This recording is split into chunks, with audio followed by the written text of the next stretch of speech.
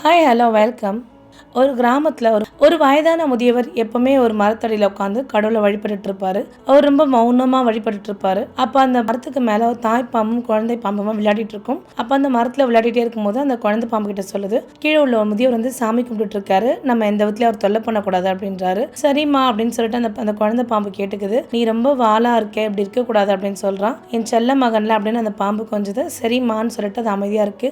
அது சின்ன குழந்தை தான், அது விளையாடிட்டே இருக்கும்போது நான் அது தவறி ஒரு சொம்புல தண்ணி வச்சிருக்காரு, அந்த தண்ணியில வந்து விழுந்துருது. அந்த தண்ணியில விழுந்தோன்னே அவருக்கு ரொம்ப கோபம் வந்துருது. கோபம் வந்தோடனே நீ இன்னும் 3 நாள்ல இறந்துருவ அப்படின்னு சொல்லிட்டு சாப விடுறாரு அந்த பாம்புக்கு. உடனே தாய் பாம்பு வலி வேதனையோட வருத்தப்படுது, வேதனைப்படுது. தன்னோட மனித உரத்துக்கு வந்து, ஐயா தயவு செய்து அந்த மாதிரி சபிக்காதீங்க, என் குழந்தைக்கு ஒரு விமோச்சனம் சொல்லுங்க, இந்த உலகத்திலே என் குழந்தை மட்டும்தான் எனக்கு ரொம்ப பிடிச்சது, எனக்குன்னு இருக்கிறது என் குழந்தை ஒண்ணு மட்டும்தான், தயவு செய்து என் குழந்தை இன்னும் 3 நாள்ல சாகக்கூடாது, என் குழந்தை உயிரோடு இருக்கணும், என் குழந்தைக்கு ஒரு விமோச்சனம் சொல்லுங்கன்னு சொல்லிட்டு கேட்டு ரொம்ப அழறா. அப்ப என்ன பண்றாரு அப்படின்னா, சரி நான் உனக்கு ஒரு விமோச்சனம் சொல்றேன் அப்படின்றாரு. அந்த விமோச்சனம் என்னன்னா, ஒரு கோவில் சொல்லுவேன், அந்த கோவில்ல போய் நீ ஒரு 3 நாள் பிரார்த்தனை பண்ணணும். அது மட்டும் இல்லாம உன் குழந்தைய எங்கேயாவது பாதுகாப்பான இடத்துல விட்டுட்டு போ, ஆனா அந்த 3 நாள்ல உன் குழந்தை யாரையும் கொத்தக்கூடாது அப்படின்னு சொல்றாரு. சரிங்க ஐயா, கண்டிப்பா நான் என் குழந்தைக்காக எதை வேணா செய்வேன் அப்படின்றாரு. அந்த 3 நாள் நீ சாப்பிடாம கொல்லாம தூங்காம தவம் இருக்கணும் அப்படின்றாரு. கண்டிப்பா நான் என் குழந்தைக்காக இருக்கேன்னு சொல்றாரு. சரின்னு என்ன பண்ணுது, அந்த பாம்பு வந்து அது குட்டி ஒரு இடத்துக்கு கூட்டு போயிட்டு ஒரு கிராமத்துல உள்ள ஒரு சின்ன புதர்ல விட்டுட்டு, செல்லம் நீ எக்காரத்து கொண்டு வெளில வரக்கூடாது, அம்மாவா வந்து கூப்பிட்டா மட்டும்தான் வெளியில வரணும்னு சொல்லிட்டு போகுது. அப்ப அந்த கிராமத்துல ஒரு விதவை பெண் இருக்கா. அப்பா இல்லாத குழந்தை ரொம்ப அடம் பிடிக்குது, நான் வெளியில போய் விளையாடணும்னு சொல்லிட்டு. அப்பா என்ன பண்றான், இல்லப்பா நீ வீட்லயே விளையாடுப்பா, மழை வர மாதிரி இருக்கு, நீ வீட்லயே விளையாடு அப்படின்றாரு. இல்ல நான் வீட்டுல தான் விளையாட மாட்டேன், நான் வந்து வெளியில போய் மைதானத்தை விளையாடுவேன் அப்படின்னு சொல்றாங்க. சரிப்பா கவனமா போய் விளையாடு, ஆனா பார்த்து விளையாட, புதாருக்குள்ளலாம் போக கூடாது அப்படின்றாங்க. சரின்னு சொல்லிட்டு அந்த பையன் மைதானத்துக்கு கிரிக்கெட் விளையாட போறான். கிரிக்கெட் விளையாடும் போது என்ன பண்றான், பாலை தூக்கி அடிக்கிறான். அந்த பால் ஒரு புதர்ல போய் விழுந்துருது. ஒரு புதர்ல போய் விழுந்தோன்னே என்ன பண்றாங்க, அந்த பையன் எடுக்க பயப்படுறான். டேய் நான் எடுக்க மாட்டேன்டா, எனக்கு பயமா இருக்குடா அப்படின்றாங்க. அதெல்லாம் எனக்கு தெரியாது, ஒண்ணு புதர்ல போய் பால் எடுத்துருவா, இல்லையா பாலுக்கான பணம் கொடு அப்படின்றாங்க. அவங்க அம்மாவும் ரொம்ப ஏழ்மையானவங்க, கூலி வேலை செஞ்சு தான் படிச்சுட்டு இருக்காங்க.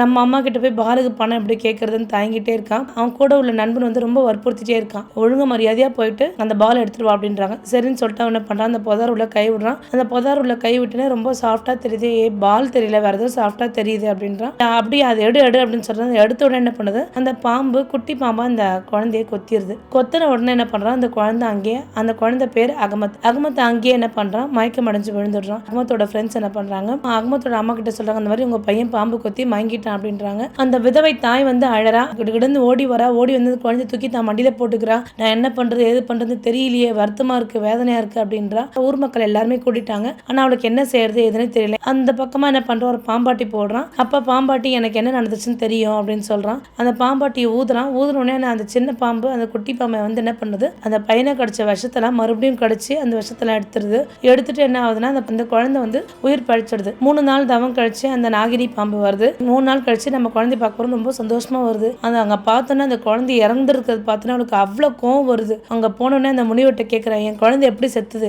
நீங்க சொன்னீங்கல்ல நான் என் குழந்தைக்காக 3 நாளுக்கு சாப்பிடாம கொள்ளாம தவம் இருந்தேன், என் குழந்தைக்கு என்ன ஆச்சு அப்படின்னு சொல்லி கேட்கிறா. நான் ஒரு நிபந்தனை சொன்னேன்லம்மா, உன் குழந்தை அந்த 3 நாள் யாரையும் கொத்தக்கூடாது, எந்த மனிதனையும் கொத்தக்கூடாது நான் சொன்னல அப்படின்னாரு. ஆமா அது ஒரு மனிதரை கொத்திருச்சுமா அப்படின்றாருன்னு அவளுக்கு இன்னும் தாங்க முடியல. ஏன்னா அவளுக்கு உலகமே அந்த ஒரு குழந்தை மட்டும்தான், என் குழந்தை அப்படி கொண்டுடுச்சு, நான் போய் அந்த பையனை கொல்றதே சரின்னு சொல்லிட்டு ரொம்ப கோபமா வந்து அந்த பாம்பு கிராமத்தை நோக்கி வந்துட்டு இருக்கு. அது மட்டும் இல்லாம யார் என் குழந்தைய இது பண்றதுக்கு உதவுனாங்களோ அவங்களையும் நான் சும்மா விட மாட்டேன்னு சொல்லிட்டு ரொம்ப கோபமா கிராமத்தை நோக்கி புறப்பட்டு இருக்கு.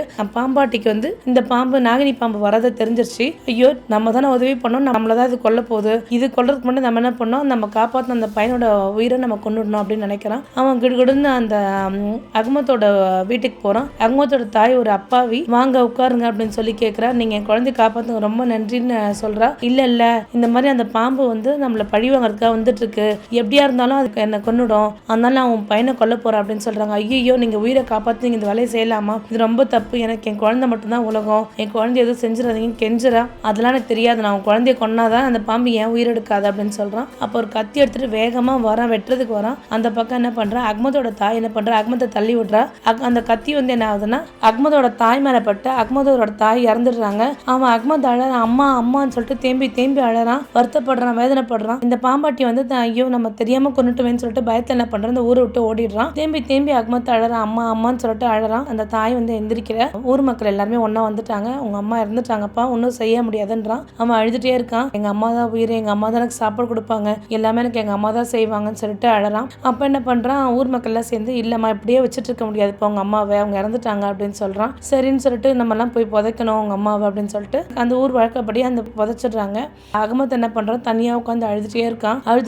ஒரு 3 நாள் அப்படியே போகுது, சாப்பாடு தண்ணி எதுவுமே சாப்பிடாம அழுதுட்டே இருக்கான். ஊர் மக்கள் எல்லாம் சொல்றாங்க, இறந்துட்டானா நீ வாழலப்பா, நல்லா சாப்பிடுப்பான்றாங்க. இருந்தாலும் அவன் கேட்காம 3 நாள் சாப்பிடாம அழுதுட்டே இருக்கான். அவங்க அம்மாவை நினைச்சு அழுதுட்டே இருக்கான், அம்மா அம்மா நினைச்சிட்டு அழுதுட்டே இருக்கான். அம்மா அம்மா நீ இல்லாத உலகத்துல எனக்கு வாழவே பிடிக்கல, நீ என்னையும் கூட்டிட்டு போயிடுமா அப்படின்னு சொல்றான். அப்ப அந்த சமயத்துல பாம்பு ஒன்று வருது. அவன் என்ன பண்றான், அவன் ரொம்ப மயக்கத்துல படுத்துட்டான். அப்படியே அந்த பாம்பு வந்து அவனோட மார்பகத்துல வந்திருக்கு. ஏன்னா முன்னாலதானே என் குழந்தைய கொன்னாங்கன்னு சொல்லிட்டு அந்த குழந்தைய கொல்றதுக்காக கோவமா வந்திருக்கு அந்த பாம்பு. அப்ப அந்த தூக்க கழகத்திலேயே அந்த பாம்பை கட்டி பிடிச்சு சொல்றான், அம்மா அம்மா நீ இல்லாத உலகத்தை எனக்கு வாழவே பிடிக்கல, நீ தான் என் உலகம், நீ தான் எனக்கு சாப்பாடு விட்டு எல்லாம் செய்வேன், ஆனா இன்னைக்கு என்னை பார்க்க யாருமே இல்லை, நான் ரொம்ப வேதனைப்படுறேன் அப்படின்னு சொல்லிட்டு அப்படியே அடிச்சுட்டே தூங்குறான். அப்ப செத்துப்போ அப்படின்னு அந்த பாம்பு மனசுல நினைக்குது. மனசுல நினைக்கும் போது ஒரு கணம் அதுக்கு அதோட குட்டி ஞாபகம் வந்துட்டு போகுது. நம்ம குழந்தைய இப்படிதான் நம்மளை கொஞ்சிச்சு, நம்ம எப்படி ஒரு குழந்தைய கொல்ற அளவுக்கு மோசமான அளவுக்கு இப்படி ஆயிட்டோம், நானும் ஒரு குழந்தைய பெற்றெடுத்தது தானே, நம்ம ஏன் இவ்வளவு கேவலமா யோசனை பண்ணோம், இதுவும் ஒரு குழந்தை தானே அப்படின்னு நினைக்கிறா.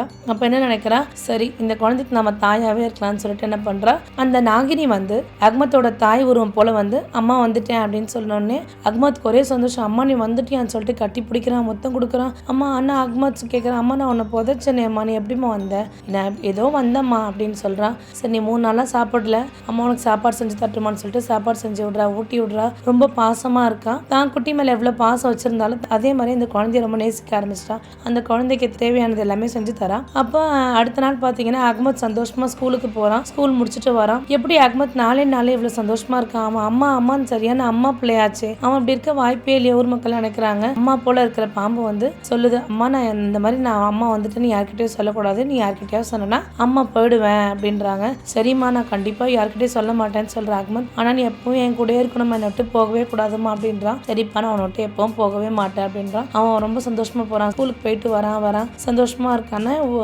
4 நாள்லயே மறந்துட்டானா ஊர் மக்கள் எல்லாருக்குமே சந்தேகம் வருது. இப்படி ஒரு 10 நாள் போச்சு. ஊர் மக்களை ஒருத்தனுக்கு மட்டும் சந்தேகம் வந்துட்டே இருக்கு. எப்படி ஒரு குழந்தை ஒரு தாய் இருந்ததை 4 நாள்ல மறக்க முடியும், ஏதோ ஒரு நிகழ்வு இருக்கு, அவனை பார்க்கணும்னு சொல்லிட்டு என்ன பண்றாங்க, அந்த குழந்தை பின்தொடர்ந்தே போறாங்க. பின்தொடர்ந்தே பார்த்து ஜன்னலை பாக்குறான். அங்க பாத்தீங்கன்னா அகமத்தோட அம்மா இருக்காங்க. அகமத்தோட அம்மாவை அவங்க தான் இறந்துட்டாங்க, நம்ம தான் கல்லறை புதைச்சோம், எப்படி இவங்க உயிரோட வந்தாங்க, அப்ப இங்க ஏதோ தப்பு நடந்திருக்கு அப்படின்னு நான் சொல்றான். அவன் என்ன பண்றான், அகமத்தோட அம்மாவை பார்த்தவன் ஊர் ஃபுல்லா போயிட்டு சொல்றான், நம்ம ஊர்ல ஒரு சூனியக்காரி வந்திருக்கா, இவ அகமத் மட்டும் இல்லாம இருக்கிற எல்லா குழந்தையும் கொன்னுடுவா, இவ இருந்தா நம்ம ஊருக்கே ஆபத்து அப்படின்னு சொல்றா. அப்ப இந்த விஷயம் பாம்பாட்டி காதுக்கும் போது பாம்பாட்டி சொல்றான், அந்த ஊருக்கு வந்தது வேற யாரும் கிடையாது, இங்க பழிவாங்க வந்த பாம்பு தான், நான் அந்த பாம்பை கொன்னுடுறேன் அப்படின்னு சொல்லிட்டு சொல்றாங்க.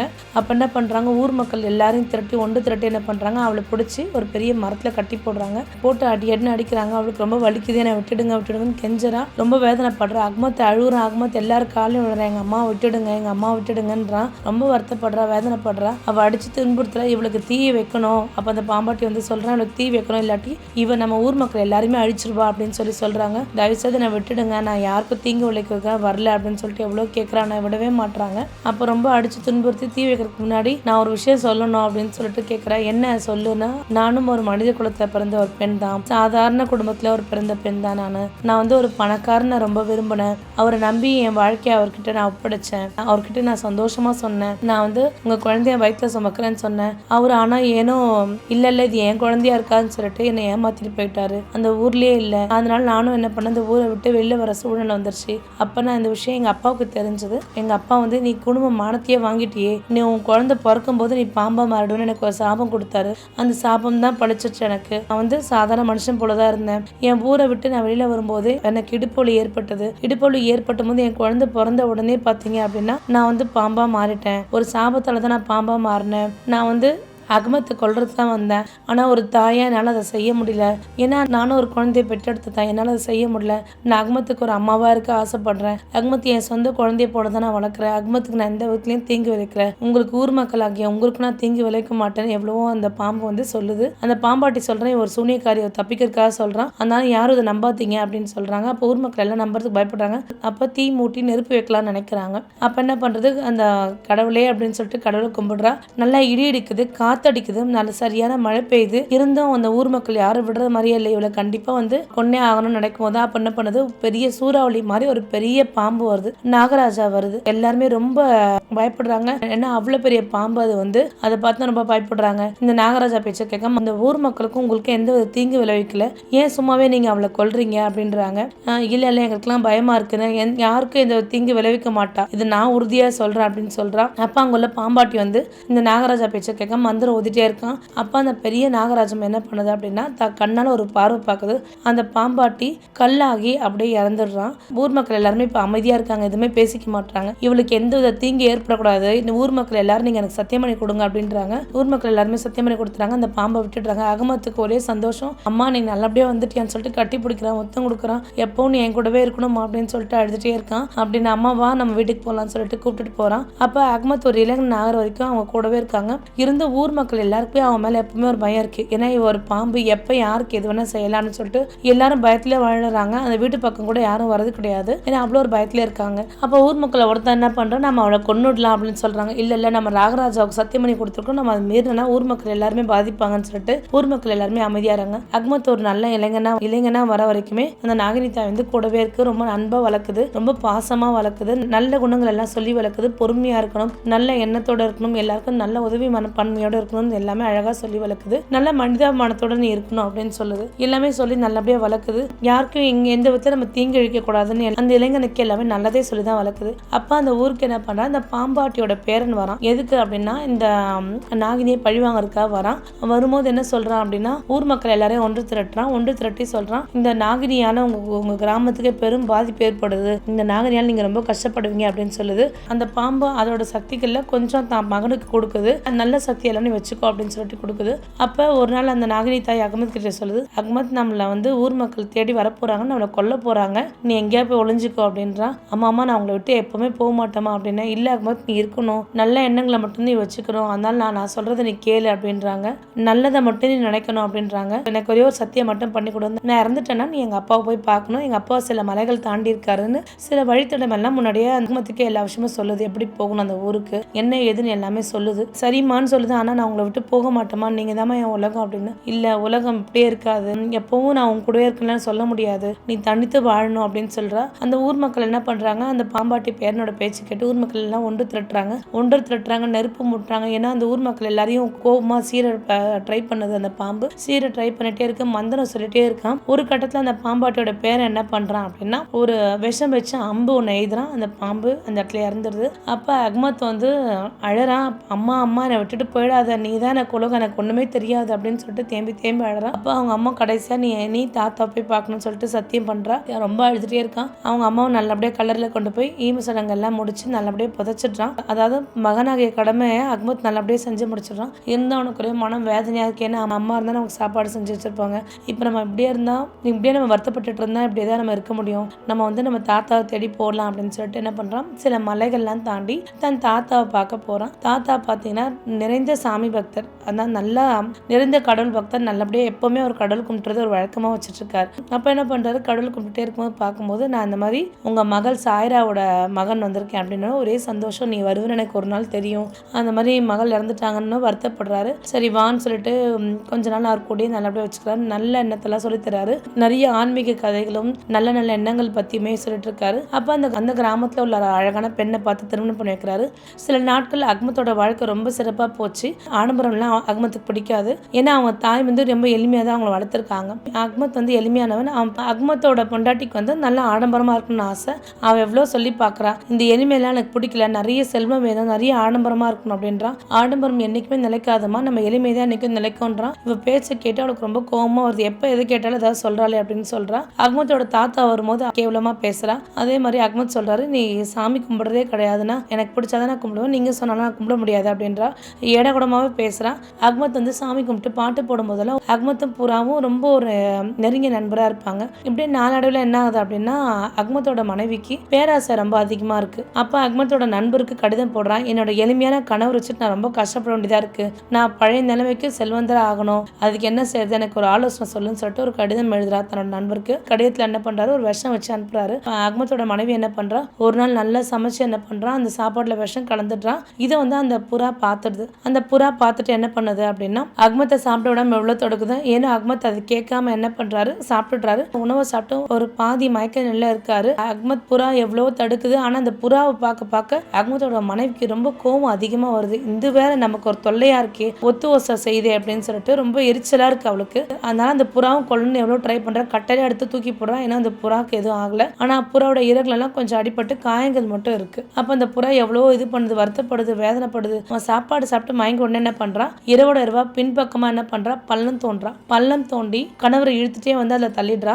கணவர் பார்த்தீங்க அப்படின்னா பாதி உயிரோட தான் இருக்காரு. புறாவும் அழுவுது. புறாவால நம்மளால எதுவும் செய்ய முடியலன்னு வேதனைப்படுது. அக்மத்தோட தாத்தாவும் ஊர்ல இல்ல, அவர் வெளியூர் பயணமா போயிருக்காரு. ஐயோ நம்ம என்ன செய்யறது, யாரை கூப்பிடுறது, புறா தெரியாம தவிக்குது. ஆனா அந்த பாதி உயிரோட இருக்கும் போது என்ன பண்றான்னா அக்மத்தோட மனைவி அப்படியே அவரை புதைச்சிடுறாரு. அப்புறம் ஒரு நாள் கழிச்சு அக்மத்தோட தாத்தா வருது. அக்மத் எங்கம்மா, எங்கே வெளியே போயிருக்காரா அப்படின்னு கேட்குறாங்க. இன்னைக்குமே இல்லாம அவர் என்ன பண்றா, அந்த தாத்தா உள்ள வரதுக்கு முன்னாடியே வந்து சிரிச்ச முகமா வரா. அக்மத் அவர் 5 நாள் வெளியூருக்கு போயிருக்காரு, வேலை விஷயமா போயிருக்காரு, 5 நாள் கழிச்சு தான் வருவாரு அப்படின்றா. அப்படி அவன் எங்க வேலைக்கு போறான்னு என்கிட்ட சொல்லாம போக மாட்டானே, கண்டிப்பா சொல்லிட்டு தானே போவான், எப்படி அவன் என்கிட்ட சொல்லாம போக மாட்டானே, என்ன விஷயமா, ஏதாவது சண்டை அவங்களுக்குள்ள அப்படின்னு கேட்கிறாரு. சாச்சா அதெல்லாம் ஒன்றும் கிடையாது, அவர் வேலைக்காக போயிருக்காருன்னு இது பண்றாரு. ஏன்னா அக்மத்தோட தாத்தாக்கு மனசே சரியில்லை, ஒரே வேதனைப்படுறாரு. தினந்தோறும் என்ன பண்றாரு, கடவுளை வேண்டிட்டே இருக்காரு. அக்மத் எங்க வேலைக்கு போயிருந்தா நல்லபடியா வந்துடணும், அவனுக்கு எந்த வித ஆபத்து இல்லாமல் நல்லபடியா வந்துடும் தினந்தோறும் வேண்டிட்டே இருக்காரு. நாட்கள் போக போக 2-3 நாள் கடந்துச்சு. அக்மத் கிட்ட இருந்து ஏதாவது தகவல் தெரிஞ்சா மறுபடியும் அக்மத்தோட மனைவிட்டு கேட்கிறாரு. இல்ல எந்த தகவலும் கிடைக்கல, அவர் வரதுக்கு இன்னும் ஒரு 5-6 நாள் ஆகும். மறுபடியும் ஒரு 5-6 நாள் சொன்னேன். அப்பதான் வந்து அக்மத்தோட தாத்தாவுக்கு ஒரு சில சந்தேகம் வருது, நிஜமாவே நல்லாவே இருக்கானா, ஏதாவது ஆயிடுச்சா அவனுக்கு அப்படின்னு சொல்றாரு. ரொம்ப வேதனைப்படுறாரு. அப்ப அக்மத்தோட பறவை அந்த தாத்தா கிட்ட வருது. இது அக்மத்தோட பறவை ஆச்சே அப்படின்னு சொல்லிட்டு அந்த பறவையோட ரெக்கையெல்லாம் பார்த்தோன்னா ஒரே காயமா இருக்கு. அப்ப ஏதோ ஒரு விஷயம் தப்பா இருக்கு அப்படின்னு நினைக்குது. அக்மத்தோட புறா வந்து அக்மத் புதைச்ச இடத்துல கொண்டு போய் காமிக்குது. இது தெரிஞ்சுக்கிட்ட தாத்தா என்ன பண்றாரு, ஊர் மக்கள் எல்லாரும் ஒன்று திரட்டி அக்மத்தோட மனைவி ஏதாவது கேட்கலான்னு வராரு. ஆனா அந்த மனைவி வந்து அந்த ஊர்ல இருந்து தப்பிச்சு வேற ஒரு கிராமத்துக்கு போயிடுறா. வேற ஒரு கிராமத்துல என்ன பண்றா அப்படின்னா இந்த தாசி தொழில் எல்லாம் செய்வாங்களே, அந்த தாசி ஏற்கனவே தாசி தொழில இருந்தா அந்த தாசி தொழிலாம் போய் நல்லபடியா ட்ரெஸ் பண்ணிட்டு சந்தோஷமா இருக்கா. அப்ப இந்த புறா வந்து அங்க அவளை பார்த்துருச்சு, அக்மத்தோட மனைவியை பார்த்துருச்சு. விதி வந்து ரொம்ப அருகிலே இருக்கு அப்படின்னு சொல்லிட்டு வந்துருச்சு. அந்த புறா பார்த்தோன்னே இதுக்கு ஒரு வேலை இல்லை அப்படின்னு நினைக்கிறா. அங்க சந்தோஷமா டான்ஸ் ஆடிட்டு ஒரே பார்ட்டி பண்ணிட்டே இருக்கா. அங்க உள்ளார எல்லாரும் சந்தோஷப்படுத்திட்டு இருக்கா. நிறைய நகைகள் எல்லாம் போட்டுட்டு இருக்கா. அப்ப இது அவங்க தாத்தா கிட்ட சொல்லுது. அவங்க தாத்தா என்ன பண்றாரு, முறைப்படி நான் என் பேரனை கல்லறையில புதைக்கணும்னு சொல்லிட்டு அக்மத் மனைவி புதைச்ச இடத்துல இருந்து அக்மத்தை எடுத்து எழுத்து ஈம சடங்கெல்லாம் நல்லபடியா முடிச்சு அவனை புதைக்கிறாரு. புதைச்ச உடனே புறா வந்து அக்மத்தோட மனைவி எங்க இருக்கான்னு காமிச்சு கொடுத்துருது. மறுபடியும் ஊர் மக்கள் எல்லாம் ஒன்று திரட்டி வராரு. அக்மத்தோட மனைவி ஒரு பார்த்தோன்னே அதிர்ச்சி ஆகுறா. பார்த்த உடனே இவ வந்து ஒரு கணவனை கொன்றவன், ரொம்ப கேவலமானவ அப்படின்னு சொல்றாங்க எல்லாத்துலயுமே. இல்ல நான் யாரையும் கொல்லல, நான் அப்படிப்பட்டவ கிடையாது அப்படின்றா. நான் ரொம்ப நல்லவ, அவரு ஏதோ விதியால இறந்துட்டாரு அப்படின்ற மாதிரி அவ சொல்றா. இல்ல நீ தான் கொன்ன அப்படின்னு சொல்றான். இல்ல நான் கொல்லவே இல்லை அப்படின்னு சொல்லிட்டு என்ன பண்றா, கடவுள் மேல சத்தியமா அப்படின்னு ஒரு வார்த்தை சொல்லிடுறான். அப்படியா, நான் தினந்தோறும் கடவுளை கும்பிடுறேன், எப்படி உனக்கு கடவுள் மேல சத்தியம் பண்ண உனக்கு தோணுது, நீ எப்படி ஒரு கேவலமா இருப்பேன்னு நினைச்சு கூட பாக்கலையே அப்படின்னு சொல்றாரு அக்மத்தோட தாத்தா. என் பேரன் ரொம்ப எளிமையானவன், நல்லவன், நான் தான் உனக்கு தெரியாதனமா உனக்கு இப்படிப்பட்டவளை கல்யாணம் பண்ணி வச்சுட்டேன், என் பேரனை உனக்கு பிடித்தானே விட்டுட்டு போயிருக்கலாம், அவனை ஏன் கொன்ன அப்படின்னு சொல்லிட்டு நான் கொல்லவே இல்லை அப்படின்னு சொல்றான். அப்ப திடீர்னு அந்த இடத்துல என்ன ஆகுது அப்படின்னா ஒரு இடி இடிக்குது. அவன் சொல்ற பொய்யாலனது அவரோட உருவம் எல்லாம் மாறுது, மிருகம் போல உருவம் மாறிட்டே இருக்கு. திடீர்னு நரி போல மாறுது, திடீர்னு உருவம் எல்லாம் ஒரு மாதிரி இருக்கு. அவ கத்தரா, எனக்கு வலிக்குது, வேதனையா இருக்குன்னு வலிக்குது வேதனையா இருக்குன்னு துடிக்கிறா. ரொம்ப வேதனைப்படுறா. ஒரு டைம் அவளோட உருவம் மாறிட்டே இருக்கு. அப்ப அந்த இடத்துல பெரிய நாகராஜம்மனும் வருது. இவ என்ன பண்றா, தன்னோட உருவம் மாறவுடனே ஒரு அறையில போய் அடைச்சுக்கிறா. அந்த அறையில இருந்து ஒரு மாதிரி பெரிய சத்தம் கேட்குது. சிவப்பு நேரத்துல புகையெல்லாம் வருது. ஏன்னா அக்மத்தை சாகடிச்சிருக்கான், அவளுக்கு கிடைச்ச தண்டனை. அவளோட நிறைய மாற்றங்கள் வருது. ஆனா யாரும் அதை திறந்து பார்க்க பயப்படுறாங்க, ஏன்னா அவங்களுக்கு ஏதாவது ஆயிடுமோன்னு சொல்லிட்டு அவளோட நண்பர்கள் எல்லாம் பயப்படுறாங்க. அவன் என்ன பண்றா, கடவுள் எப்படியாவது ஒரு தண்டனை தரட்டும் அப்படின்றா. ஏனோ அந்த இடத்துல சத்தம் மட்டும் கேட்டே இருக்கு. ஆனா இவ உயிர் வந்து முழுசா வந்து பிரியல. அப்ப அந்த தாத்தா கிட்ட வந்து அந்த கிராமவாசிகள் கேட்கறாங்க, நம்ம அவளை திட்டணும் போனோம், இந்த மாதிரி அந்த பக்கம் கிராம மக்கள் அந்த சைடு போறதுக்கே பயப்படுறாங்க, ஏதாவது வழி சொல்லுங்க அப்படின்னா அதுக்கு ஒரு வழி இருக்கு, செலவாகும் அப்படின்னு. ஒரு கிராமத்துல ஒரு பெரிய நாகம் ஒன்று இருக்கு, அந்த நாகத்தால மட்டும்தான் எல்லா விஷயத்தையும் என்னன்னு தெரிஞ்சுக்க முடியும் அப்படின்றாங்க. அப்ப அந்த கிராம மக்கள் எல்லாருமே சேர்ந்து அந்த நாகத்தை வர வைக்கிறாங்க. அந்த நாகத்துக்கு அவன் மேல அவ்வளோ ஒரு கோவம் வருது, வேதனையா வருது, நல்லவரை போய் நீ கொன்னுட்டியே அப்படின்னு சொல்லிட்டு அந்த நாகம் பண்றா. அப்ப அந்த நாகம் தன் கண்ணால பாக்குது, கண்ணால பார்த்துட்டு இவ்வளவு பெரிய துரோகம் செஞ்சிருக்கே அப்படின்றா. அப்ப அந்த பெண் சொல்றா, நான் ஒரு சூனியக்காரியா இருந்தேன், என்னோட சில சக்திகள் ஒரு பெட்டியில நான் மறைச்சு வச்சிருக்கேன், அதெல்லாம் எடுத்தா மட்டும்தான் எனக்கு உயிர் பிரியும் அப்படின்றா. அந்த நாகத்தின் பேர்ல என்ன பண்றாங்க, அகமத்தோட தாத்தாவே ஏதோ ஒரு பெட்டி இருக்கு, அதை போய் கண்டுபிடிச்சிருப்பாங்க, அப்பதான் அவர் உயிர் பிரியும் அப்படின்றாங்க.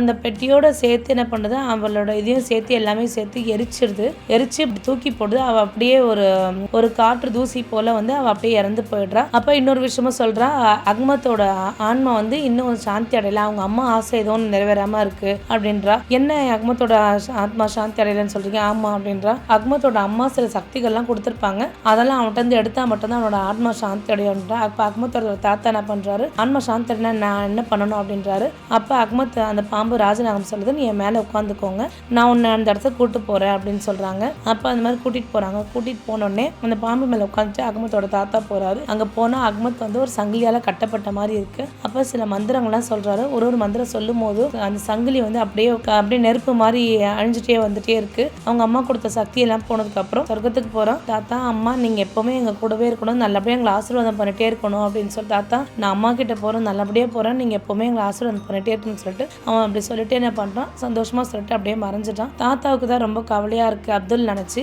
ஏன்னா நான் அப்துல்லை நம்ம இப்படி ஒரு பெண்ணை கல்யாணம் பண்ணி வச்சு நம்ம இழந்துட்டோமே, அப்துல் ஒரு நல்ல மனுஷன் அப்படின்னு சொல்லிட்டு அதை நினைச்சு அப்படியே வருத்தப்பட்டு பூலோகத்துக்கு வந்துடுறாரு.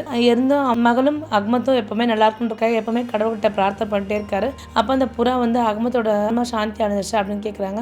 அகமத் இப்போ சொர்க்கத்துல தான் இருக்கான் அப்படின்னு சொல்லும்போது என்ன பண்ணுது, அந்த புறாவும் அப்படியே வானத்தை நோக்கியே பறக்குது. வானத்தை நோக்கியே பறந்துட்டு அதுவும் மறைஞ்சிருது.